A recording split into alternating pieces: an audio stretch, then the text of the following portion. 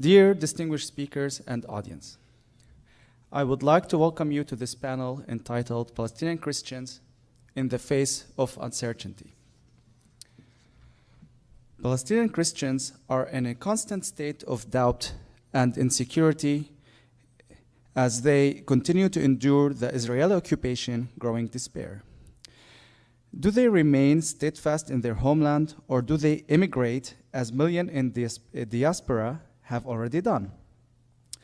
This session will address the dire conditions affecting Palestinian Christians, such as high unemployment, restricted mobility, and limited access to goods and services. Our esteemed speakers will identify signs of hope for the future. Please allow me to introduce our three distinguished speakers for the panel. I will start with Father Michael McDonagh. Father Michael McDonagh is from the Chancery office of the Latin Patriarchate of Jerusalem, a native of Sligo, Ireland, ordained to the priesthood at All Hallows Seminary, Dublin, for the Diocese of St. Petersburg, Florida. Completed graduate studies in canon law and at the Catholic University of America. Father McDonagh lived and works in Jerusalem since 1999. Father McDonagh, welcome to this panel. We are very glad and thrilled to have you here.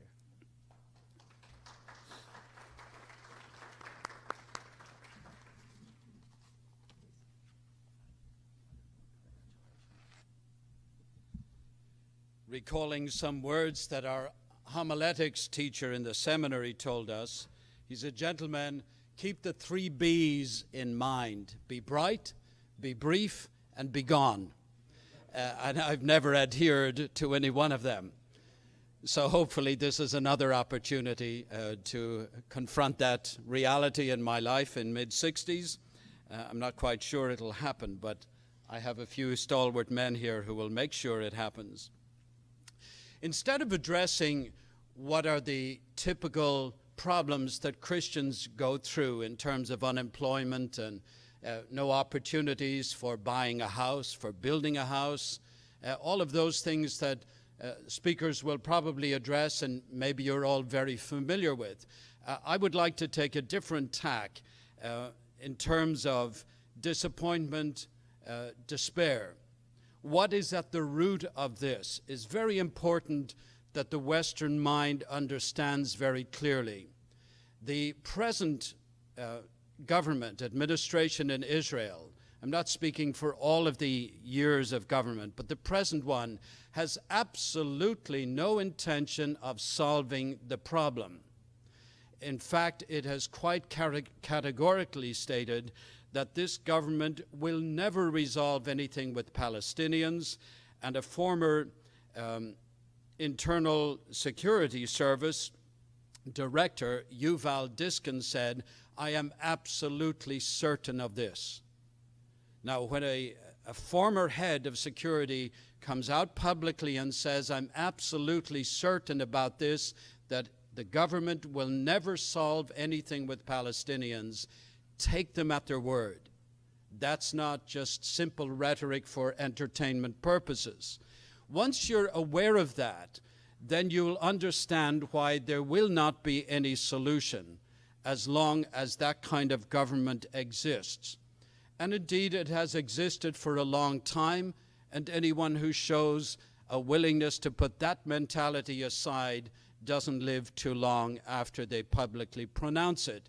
Speak with Yitzhak Rabin, and if you have the opportunity, and I don't think any of us will, then he could inform you of a few things.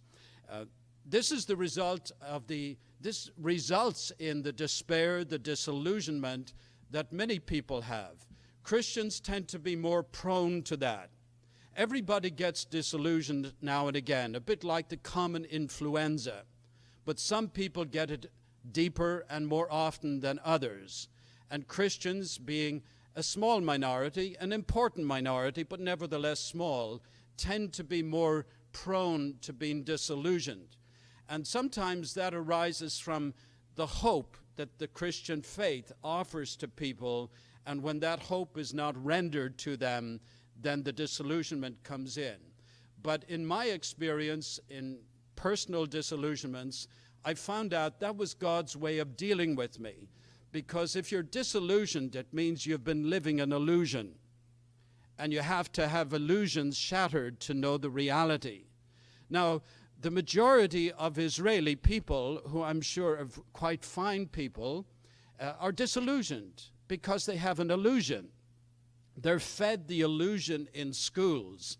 Mind you, the Palestinians, not necessarily the Christians, but the Islam, has their narrative that is also an illusion. And so the collapsing of illusions results in all kinds of devastating emotions. And then we take to fighting. Why do you think we Irish have the reputation for being drinkers? We lived under occupation for so many years. And the occupier is bound legally to take care of the occupied. But when they don't do that, then you resort to all kinds of distorted things. The Irish fight, and they drink. And our society has never made much progress. We'll never build the roads of Europe or the United States. We might be used to build them, but we will never plan them, because our roads in Ireland, if you have driven them, were built on the paths of the cows coming home to be milked. It goes around in figure eights, and they're quite narrow. So we will never be the engineers in heaven, nor will we be the cooks, I might add that. So anyway, let's move on to another Israeli writer, Ephraim Snee, who was a brigadier general in the IDF. He said recently, the Israeli public has undergone brainwashing in recent years, so that even if Mahmoud Abbas says something right, no one listens to him. This, in my view, is more a failure of the opposition, and he's not talking about Palestinian opposition, but in the Israeli political scene. It's more the failure of the opposition than an achievement by the government. I'm going to say something harsh, he said, and I don't care if I'm attacked for it. The propaganda and brainwashing that the Israeli public has undergone on the Palestinian issue are in the style of the notorious minister of propaganda, Joseph Goebbels. Now that is a very strong statement, because you're bringing a character of the Nazi regime into this particular scene. But propaganda, as we all know, exists in every nation, even in God Bless America. There is an incredible propaganda machine on every level, not just the political situation of the present candidates or nominees for election, but you'll also see it very much in regard to the Middle East, not only Palestine, Israel, but indeed the entire Middle East. What do? They demonize the opposition. And when you demonize the opposition and accuse them, even wrongly accuse them, people generally drink it in. And sometimes we get drunk on that kind of stuff. But when you get clear-headed opponents who are primarily courageous journalists in Israel saying things, then you have to stand up and listen. One I would encourage you to read, and he has a website. He's 93 years old, came to Israel in the 1930s, a few months after Shimon Peres came to Israel from Poland. And he's a very balanced man, not at all a believer in God. As he said, the founders of modern Israel were all atheists. Now, where do evangelicals get this understanding that God led his people back? There was no Moses in this leading, okay? There are no prophets saying, thus saith the Lord. This is a group of atheistic minds. Now, sadly today, at least those minds were a little bit more reasonable than the religious right. I mean, they'll do, if it would please them, if God overnight removed all Palestinians from Israel. And in fact, it quite helped God out if he wasn't quite doing the job as much as they wanted. So this is a difficulty. But it's not that generally the people of Israel. I find talking with the secular mind in Israel much easier to handle than the religious minds. When religion goes wrong, it goes awfully wrong. It's worse than any other ideology because God is brought into it. Now, so I'm going to quit on this. Put not your trust in princes. Put not your confidence in man, but put your trust in God. There is no hope in Israel if we put our trust in man. It's just not going to happen. Put your trust in the Lord. The Lord can bring down that wall very, very quickly, very easily. He's got myriads of angels who are just raring to go at his command. We need to keep these things in mind. Otherwise, we're going to be very deistic in our understanding. God is up here in his armchair looking down and saying, boys will be boys and girls will be girls, and look what they're doing. He's intimately involved in the affairs of man, but he is doing it in a way that's not religious. And sometimes that's our struggle. We don't understand the ways of God. God is in control of everything, even when we're out of control.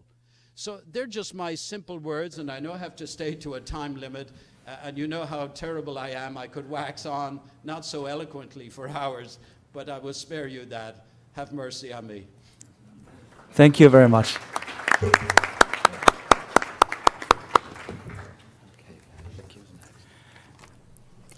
Allow me to introduce our next distinguished speaker, Father Robert Waller.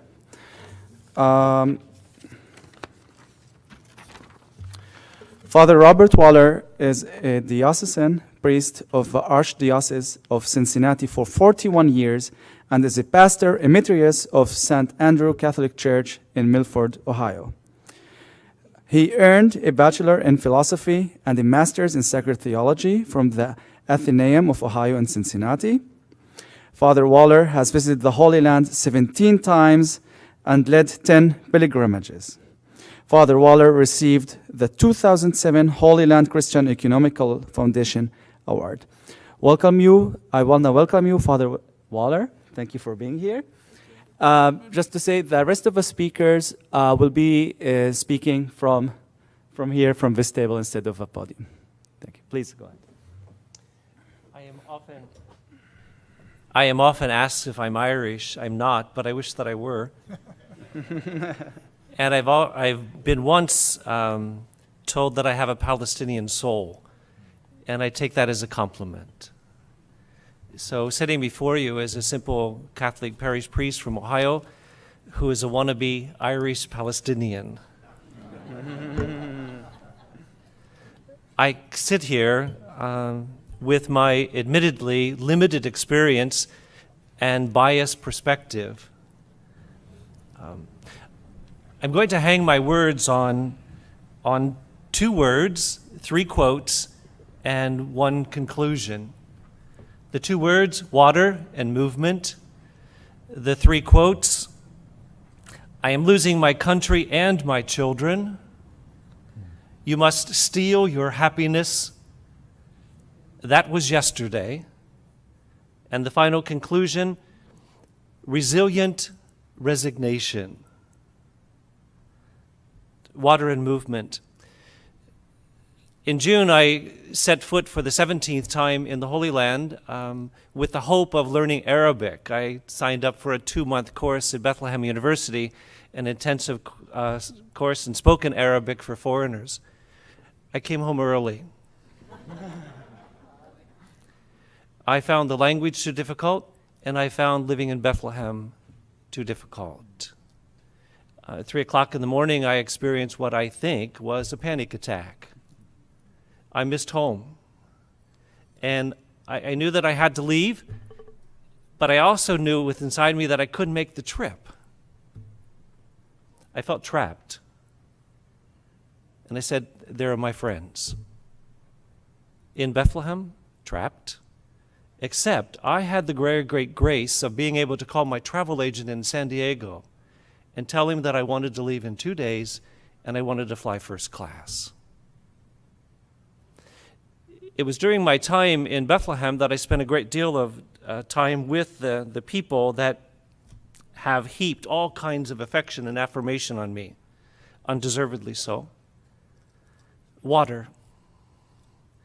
I was going to dinner with a family, and I was told that they were without water for 3 days. I made sure that I went to the bathroom before I went to visit them, because I knew that they would not deny me of that water when they had none. I was staying at a place where we had plenty of water. We had multiple tanks on the roof. My friends, having been without water for the 3 days, knew that it may be a couple more days before they got water. Water. I look at home and I have water that I turn the faucet on, and I expect that I will have as much as I want or that I choose to waste. They must wait for the valves to be turned on so that they can buy their water back, which was actually theirs in the first place. Where a mother and wife takes off work for 3 days in order, when they have the water, to do all the cooking and the cleaning, and then filling the tank with as much water as they can fill by the time the valves are turned off. And movement? I traveled 500 miles to come here in my car. I was never stopped. I was never questioned. I needed no documents. My friends in Bethlehem cannot travel 5 miles without that happening. If they're able to leave that 5-mile radius, it is with difficulty. There's water and there's movement. I was homesick, and I came home. And curiously enough, when I got home, I missed my friends, and I missed being there with them. The 3 quotes. I'm losing my country and my children. Back in 2003, we brought to our parish in St. Andrew 5 13-year-old children through HCEF to spend 5 weeks with us, 6 weeks with us in Cincinnati. Those children are now 26 years old. In my last visit to the Holy Land, I was speaking to Joseph, the father of one of them. He said, I'm losing my country, I'm losing my children. His daughter, now 26 years old, is at Heidelberg University, finishing some continuing experience and education as a physician. Will she come home? One of the other 5 children is a Fulbright scholar in New York. Will he go home? The other 3 children that came to my parish in 2003, they adamantly insist that they will never leave home, because it is home, it's their country, and that's where their family is. But Joseph, good Christian man, I'm losing my country and my children. You must steal your happiness. Joseph's wife, Nadia, told me at one time, you must, as our happiness is stolen from us, we must steal it back. They cannot plan, they cannot schedule the way that I do, way ahead. There's too many uncertainties. But they say, we will steal our happiness at any particular time we can. That's living with hope. That's joyful, peaceful resistance to having someone else control your life. The 3rd quote, that was yesterday. When those 3 children came to Milford, Ohio, I flew over to accompany them back home. I couldn't do it. My flight was out of Tel Aviv. These 13-year-old children and their 2 25-year-old teachers were not permitted to fly out of Tel Aviv.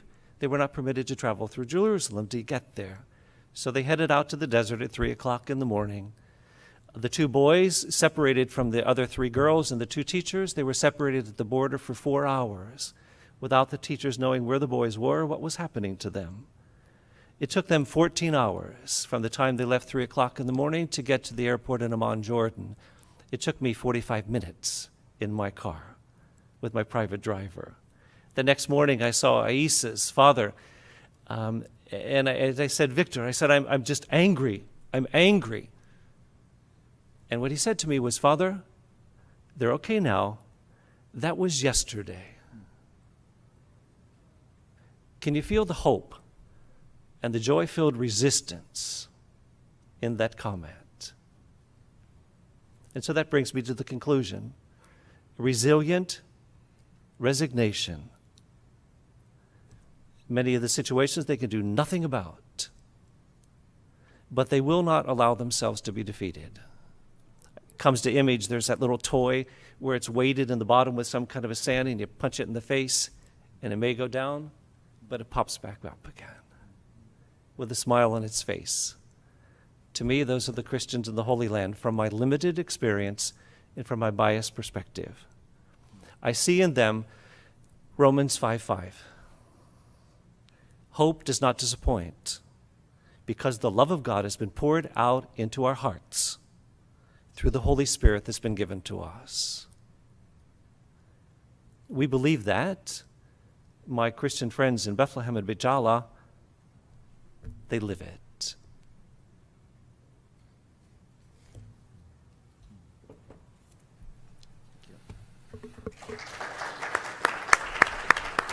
Thank you, Father Waller, for this wonderful words. Our third distinguished speaker for this morning's panel is Reverend Dr. Carl Hofmann. Reverend Dr. Carl Hofmann currently serves as pastor for Congregational Care at the First Presbyterian Church of Boulder, Colorado, a congregation he's worked with for over 14 years. Reverend Dr. Carl Hofmann has led 4 pilgrimages to the Holy Land, 2 with HCEF.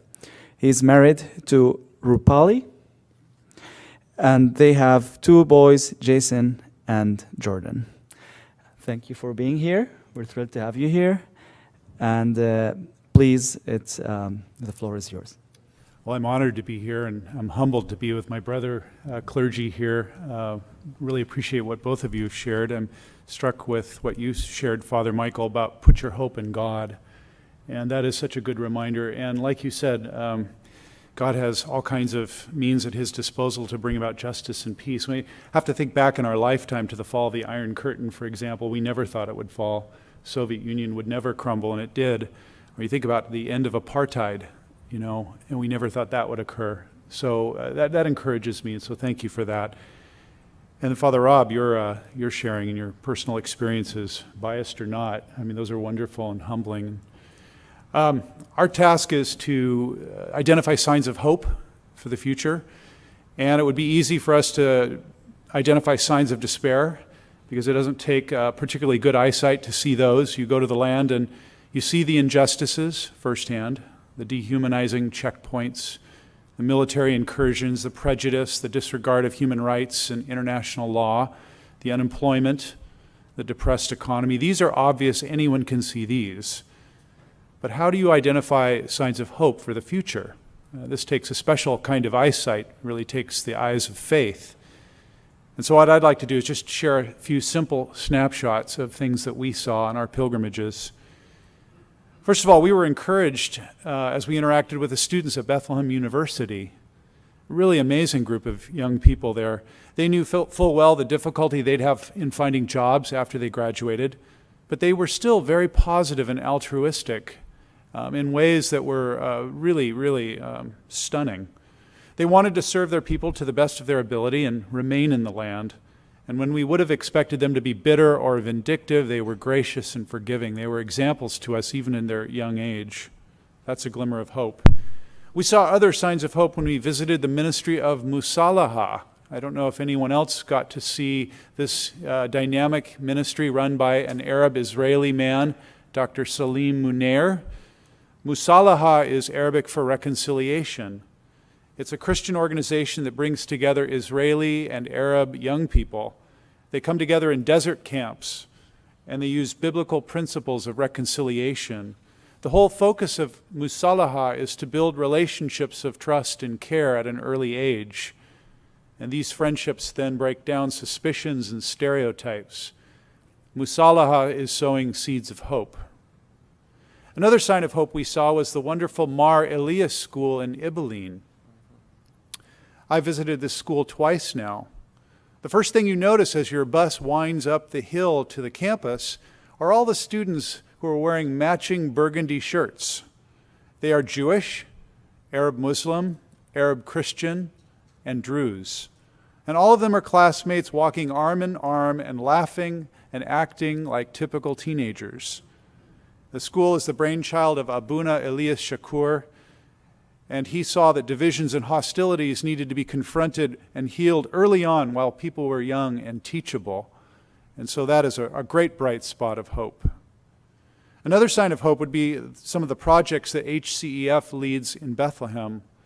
I think of the child sponsorship program many years ago that our family took on through HCEF, and of how we got to support one young person as he made his way through school, and I trust has continued to grow and learn. I think of the home rehabilitation projects that HCEF has sponsored. They use civil engineers and other professionals to renovate crumbling Christian homes in Bethlehem, to allow the people to stay there healthy. We saw that if you were here last night in the video. I think also of HCF's work with the olive wood craftsmen and their families, and how they have sought to make safe, healthy work conditions for them so the families can stay there and flourish. I think of the water cistern renovation project that HCEF leads. If you saw last night's video, you probably saw that this work creates independent water supplies for those in Bethlehem. We've already heard some reference to that, so that these folks don't have to rely on infrequent water distribution from the Israelis. I'm pleased to say that our pilgrims returned from their most recent pilgrimage and led our congregation to use our annual Christmas benefit concerts to raise money to support a number of these well projects. So we're really pleased to have done that. And of course, the Living Stones pilgrimages, they also sow seeds of hope. They expose us as American Christians to our courageous brothers and sisters in the West Bank, and in so doing, we build bridges of love and solidarity. We break down stereotypes. We witness mercy and forgiveness. We forge friendships that often endure beyond our time in the land. A number of our people came back and stayed in contact with their host families through Facebook or other social media. And also, when our pilgrims have returned from the land, a number of them have advocated on behalf of Palestinian people through letters to their Congress people. They've written letters to the editor of the local newspaper. They've been sharing and trying to educate our congregation, a large one that tends to be evangelical in its persuasion but is teachable. And then I think of our most recent seed of hope, which would be our young man, Michael Wilger, who's here. He's from our congregation. He was on our pilgrimage a year ago, June, and he, I think, was taken enough by HCEF that he's now applied for and been granted an internship with the Bethlehem office, and will begin an internship December 1st. And that's a seed of hope. That's somebody whose life has been impacted, and he wants to serve and to share in the ministry. As I've come back to Boulder, I've had a fresh opportunity to connect with Boulder Sister City Project people, and they are working ardently against all kinds of opposition to have Boulder become a sister city with Nablus in the northern West Bank. And I, as a pastor, get to work with this group of admittedly secular people, but we have common cause, and they're learning that this evangelical Presbyterian church actually has a heart in downtown Boulder and wants to work with them. So there's a lot of things that indicate hope, and I wanted to share those with you just to let you know that there are signs of hope on a large level, as Father Michael has shared, but also on some of the smaller levels as well. Thank you. For you.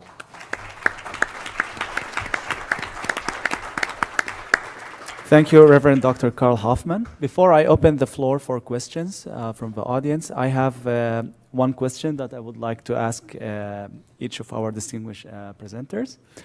We'll start with you, Father Waller. Concerning signs of hope, during your experience with the Holy Land, within like one of the 17 trips to the Holy Land of the pilgrimages, can you point on some scenario or something that happened to you that can resemble the hope, the seeds of hope for Christian Palestinians, that they can count on it for the future? That they can watch the future? That there's a seed of hope that you can see that the future is going to be bright, that there's still hope. So if there's a scenario you can talk about that happened or you have encountered.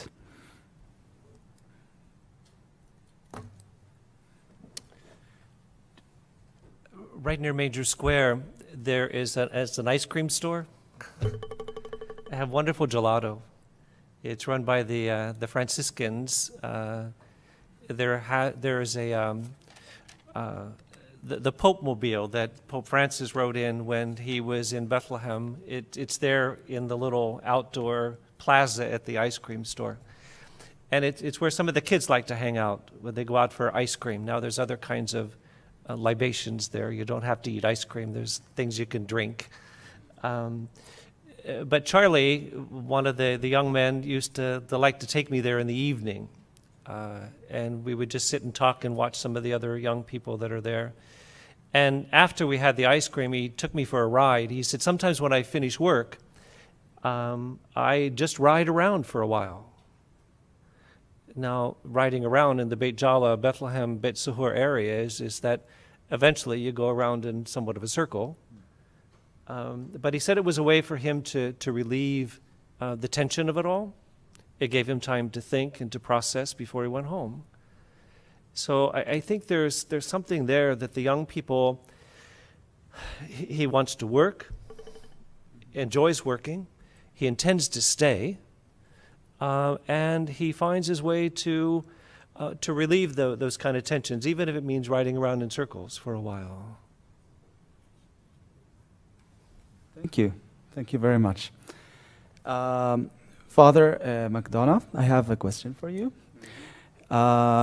You mentioned the Irish struggle, and I personally think there's a lot of common between the Palestinian struggle and the Irish struggle. And historically, they actually, I read that they cooperate sometimes together. Now, speaking about resistance, of course, we all know about peaceful resistance and either unpeaceful resistance. But what is your input about another kind of resistance, which is culturally or scholarly, or as you said, we can also plan to build the road, not just to build the road. What is your input? What is your take about that kind of resistance? I think a lot has to do with the mindset behind resistance and what they hope to achieve by resisting. The Irish, fairly inflammatory people, when oppressed, resorted to all forms of violence. Now, I don't call that terrorism. I call that resistance. If you are occupied, you have every right to defend your land. And sometimes you can sit and talk for years. I used to remind some meetings in our diocese. I said, do you know the definition of a meeting? It's a place where you keep minutes and waste hours. Well, that's what dialogues so often are. Resistance on academic levels is you publish books, you write articles, you get meetings, and it goes on and on. And then some go through the violent approach, and it's quite futile. So many people get killed in the process.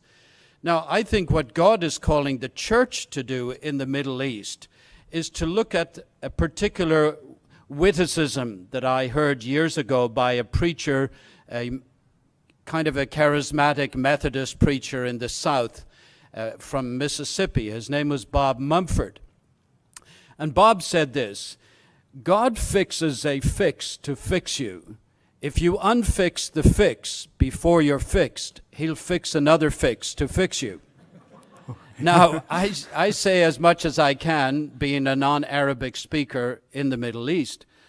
If you're looking at the wall, it's very easy to lament that and curse it and the people who built it and all the rest. But then there must come a time in those who profess belief in God to say, Lord, speak to us. Why have you allowed that to be built in this land that you said is your land? It doesn't belong to any people. Mark Braverman, who spoke here at the one of the conferences several years ago, was raised an Orthodox Jew and is still an Orthodox Jew. He's a psychologist from Philadelphia.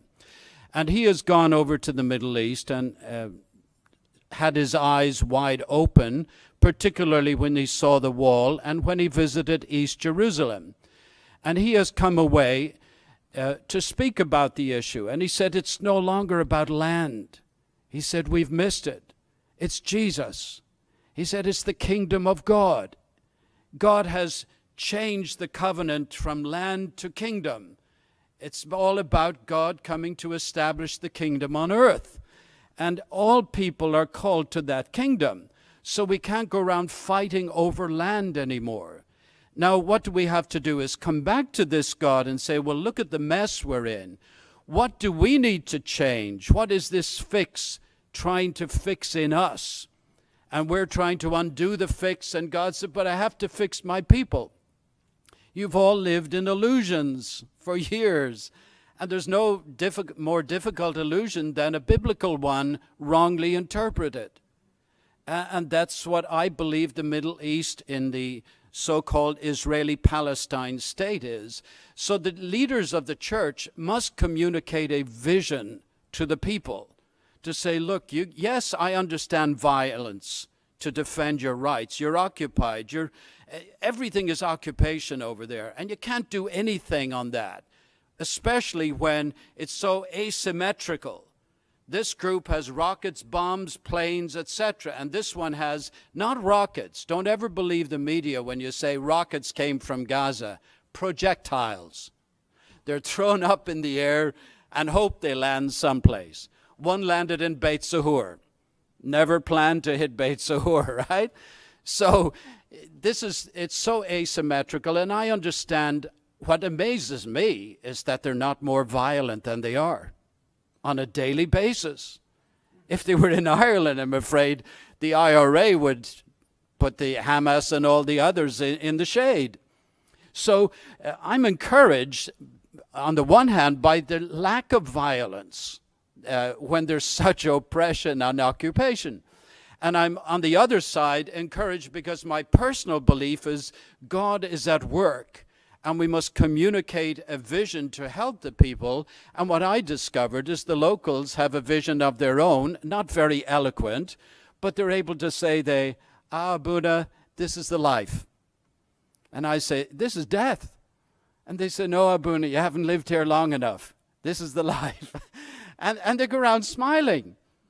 For me, it's not any one particular example. It's that I meet so many of the locals who can go out and have lunch and have smiles and play cribbage and all the other things that they play and still keep smiling. So the resistance has to be now, I believe. The violence is over. It's accomplishing nothing. The empty dialogue, no matter how eloquent it is not accomplishing much. I think God is saying, can I please exhaust you of all of man's remedies for the maladies and somehow touch base with me, the author and sustainer and completer of life, and I will restore this world. We're at that point, but it's a matter of, will we turn to him? Will we cast aside our foolishness and our doubts and our disbelief and say, hey, Lord, you're the author of all. That's where I am in the Middle East anyway at this time. Not sure I answered your question, Fadi. He has a good name. Fadi means redeemer, actually, in English. That's very true. Good. Yes, that's it. Thank you very much. And my last question is for Reverend Dr. Karl Hofmann. Since you mentioned the Mar Elias College and Abuna Shakur, that brings me to a topic of course, there's many kind, if we can put it this way, of Palestinians. You have Palestinians from the West Bank, Gaza, of course. You have a diaspora, and you have Palestinians who actually lives in Israel, like Palestinians we call in 48, or Arabs 48, or Arabs of Israel. There's so many names. I'm one of them, so that's why I can speak. So my question is, since apparently you've been exposed to both sides of the West Bank and the 48.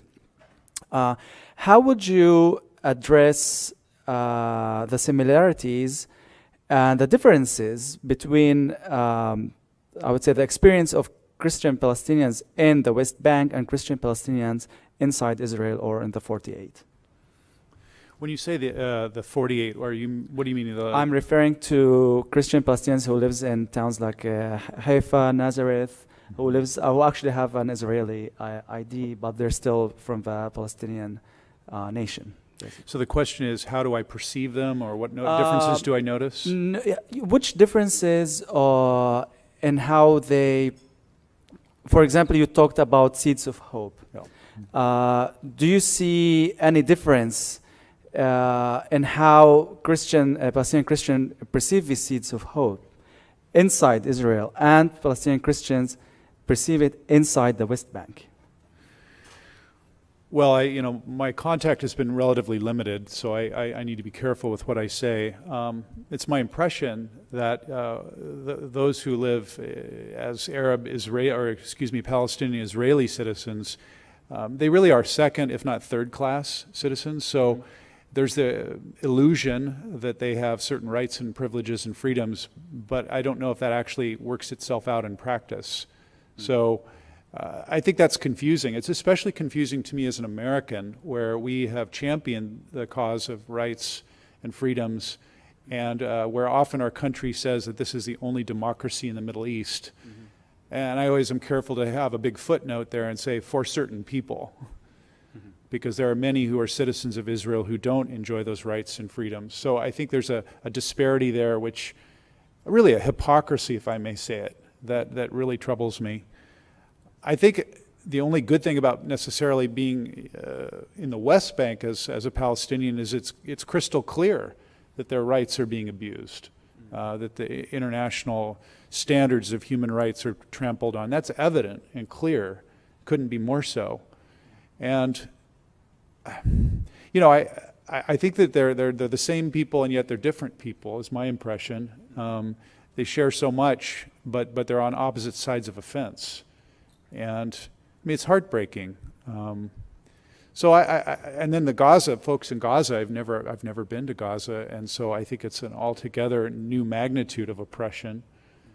So I don't know. I mean, I think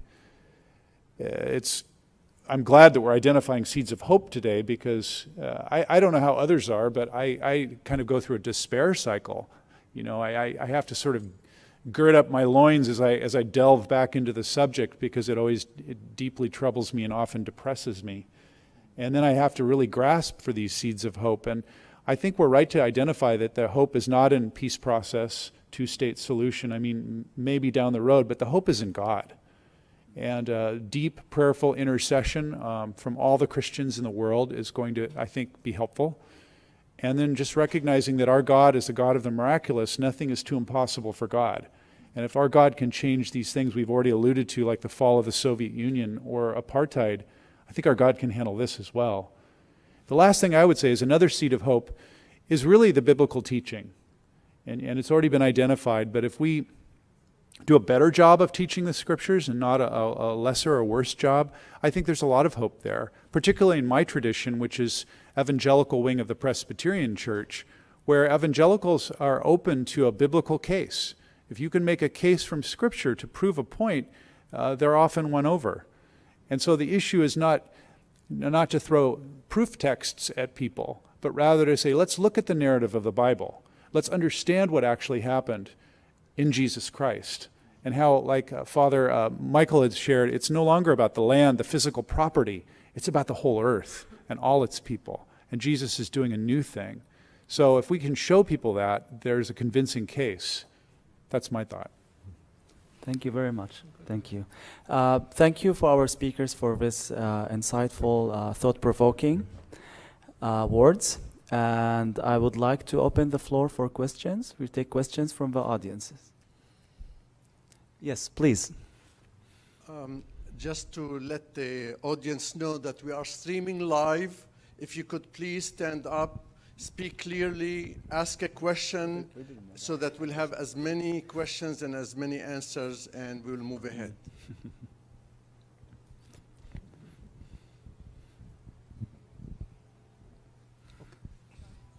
Hello. My question is related to the differences in attitude between some Americans who have understood the situation, sympathize with it, and are willing to work to support the abused. and the rest of the Christian Americans who don't give a darn. Why is that? And how do we turn them around? Thank you very much. Dear guests, who would like to address this question or answer it? I'll take a stab at that. There's a whole theological system that's prevalent in the Bible Belt of this country that is called dispensationalism. And the dispensationalist theology has really tried to divide up the narrative of the Scripture and has pretty much painted a parallel track of Israel, or the Jewish people, and the church. And it has a sort of narrative of eschatology, or the end times, that is very hard to defend from Scripture, but is so prevalent in parts of this country that they assume that this is really the way it is to be interpreted. And so it includes things like Israel coming back into the land, Israel taking over the Temple Mount, Israel building a third temple. And there are people who assume that this is what the Bible teaches. And so this is what I mean by having to do better biblical teaching, where we can actually show that that system is relatively late in Christian history. It's not well supported.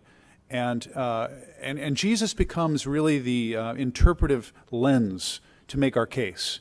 Because if we look at what Jesus has said and what the apostles have taught, it dismantles this whole system of dispensationalist thinking. And it blows it apart, and all of a sudden we see a much bigger work of God. And so I think a lot of what we need to do is patiently but persistently challenge some of these wrong theological views that are guiding not only churches in our country, but guiding these large ministries and guiding Congress.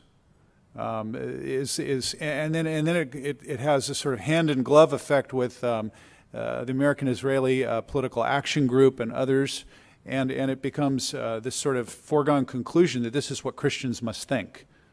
And it just isn't true.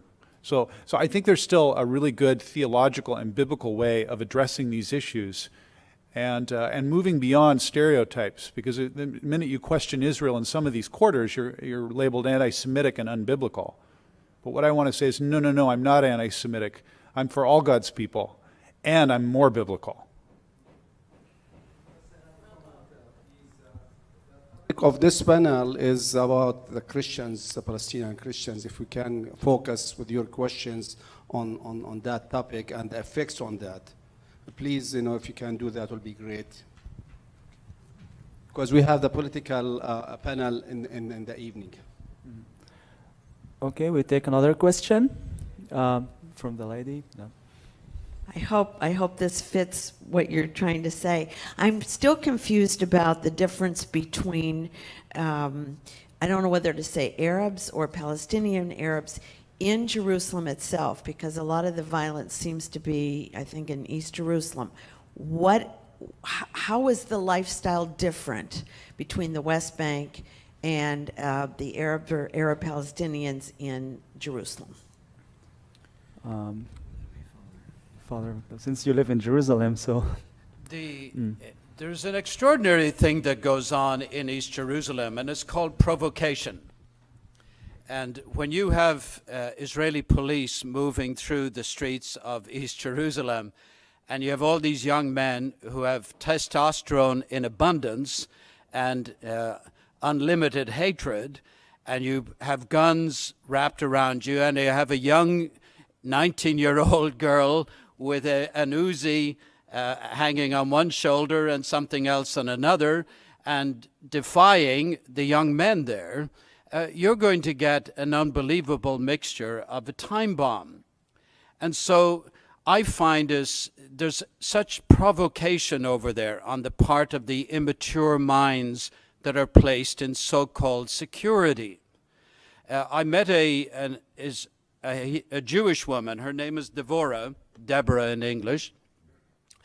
And she was a political science professor at University of Vancouver. And she was hired by Teddy Kollek to come into Jerusalem and solve the social services issues in the city of Jerusalem. And she lived there. She stayed 25 years, and she said, I couldn't handle it anymore. I said, what was the problem? She said, I would come in with a fairly organized way of going about meetings. So I went to meetings for 6 months and saw how they conducted it. And it was a disaster, she said. Everyone talked over everybody else. And so she said, now I'm going to show you how to run a meeting, and put an agenda there for them. And after it's over, she said, now, how did you like that? And they said, a disaster. And her eyes were so open. So I said, well, outside of those meetings, where were the most incompetent people? And she said, insecurity. And this is what you're dealing with over there. You have 19-year-olds looking at 70-year-old people, humiliating them. And that's what goes on in East Jerusalem with the Arab Palestinians. Now, the Christians don't get caught up in that for the most part. Very rarely will you find that. But what happens is Christians are sandwiched between these two groups that can be quite maniacal over a very simple issue. And what you can have happen in East Jerusalem is an Israeli soldier might throw a knife on the ground and shout, look what he did, and end up shooting him. One officer high up in the army, his car was attacked in the West Bank by a stone thrower. And he got out of the car, and the little 13, 14-year-old ran away, and the officer, right in the back, killed him. Supposedly against the army's protocol, right? So provocation becomes the huge issue over there. They're not content to just be gracious and meet an East Jerusalem Palestinian Christian, Palestinian Muslim, and display any of that. There's a real problem with security over there, quite provocative. And that's where I see the issue, Sally, that provocation is the major factor in the violence that we see in East Jerusalem. Then, of course, you have the housing and the Israel building further houses in occupied territory. But again, you must understand, Israel will never use the term occupied territory. Right? That's not their language. And of course, it's a denial of the reality. Now, and I want to put it in focus here. It's the present administration. I'm not saying all Israelis are like this, not at all. But as long as you have Benjamin Netanyahu and Likud, who are disciples of Jabotinsky, who was a very violent man, but he was ultra-liberal in some ways. He was post-Risorgimento Italy. He grew up in that kind of understanding. But these people, the Likud party is unnegotiable. You can't talk to them. And that's why people get very, very frustrated. Christians are there powerless. Sadly, sometimes church leaders lack the courage to speak out on both sides. I mean, you'll have church, yes, they'll side more with the Muslim community. Why? Because they share the same culture. You know, Christians and Muslims have grown up in Palestine. They share many things that are traditional and cultural. But the church leaders need to be much stronger in coming out, dealing with the issues. We've lost our spine. Thank you, Father. Sorry to interrupt you. We have 3 more minutes, so I want to take one more question. Thank you very much.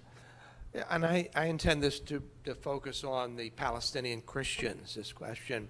I have become quite despondent and fatalistic about the expectation of political solutions coming out of the Holy Land in the near future. And that turns me toward this small group, these Palestinian Christians that we've seen ratcheting down from 2.25% of the population to now maybe 1% over the 18 years that I've been involved with HCEF. But I see the Palestinian Christians as the enriched uranium in this process. That is, they have the authenticity, the personal witness, the present suffering, the long history, the credentials for injustice and all that.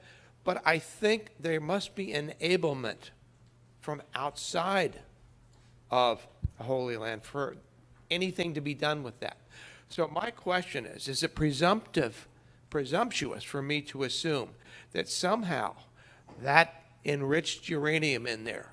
Those persistent Christians, those of us outside, we need a way to put that into motion, activate that in some way. Because I know people of goodwill, when they have an opportunity to hear truth in a poignant way that touches them in their lives, you can get some movement that can overwhelm the frozen political diorama that we're presented with. What's the practical way to leverage that? Can please Father Robert Waller take this question? Again, and we will end with this. I don't know if I'm answering your, actually addressing your question directly, but this is what I was thinking while you were speaking. Jesus was Palestinian, lived in a land under occupation. How did he live his life? And what did he do? And for the Christian who take their name from the Christ, that seems to be key. Did he attempt to overcome political structures? I don't remember that he did, and I look to you for verification of that. Okay. Was he violent? What did he preach? How did he treat others? Whom did he welcome? Did he set up borders? Was he concerned about borders? How about distinctions or barriers between peoples? So I think that the Christian has a place in the Holy Land because, I mean, goodness gracious, look to the one to whom we are attached, from whom we take our identity and actually our very life. So I think that's where the Christians have something to bring to the Holy Land and something to keep in the Holy Land that cannot be provided by anybody else. If I may look at that for a moment, I think two things. There has to be much more vibrant advocacy here in the United States. People who are bold to go to the political leaders, because it's not the church leaders either side is going to listen to. We can be waxing eloquently about spiritual realities that are right on the mark, but unless the political leaders are haunted, and I mean haunted, not in a violent way, but persistently knocking on their door, the door of their minds, to persuade them into the light of truth. The art of persuasion is a very important art, and sometimes we're so pedantic we have no persuasion. So you who are gifted with the language and the tongue and the eloquence need to be courageous enough to step out of the boat. You have to risk the ridiculous for God to work the miraculous. Father McDonagh, sorry to interrupt. You have Yes. 30 seconds left. So we're actually over time already. So if you can please. Are we over time? We are. 11:15. Yes. I thought it was 11 o'clock. So I just think advocacy is something. I would like to see businessmen approach, because I've talked to many young people in the city of Jerusalem and Bethlehem, and they say, look, what we need, we don't need a handout. We need somebody to create long-term job opportunities and know-how. So if there's any retired business experts, come into the country, show us how it's done, and we can continue it. So approach the big business people to invest their time and energy into doing something lasting. Advocacy and build. Thank you. I really thank you so much. Thank you very much. Thank you for our distinguished panelists. And thank you for our audience. And hope that you will enjoy the rest of the conference.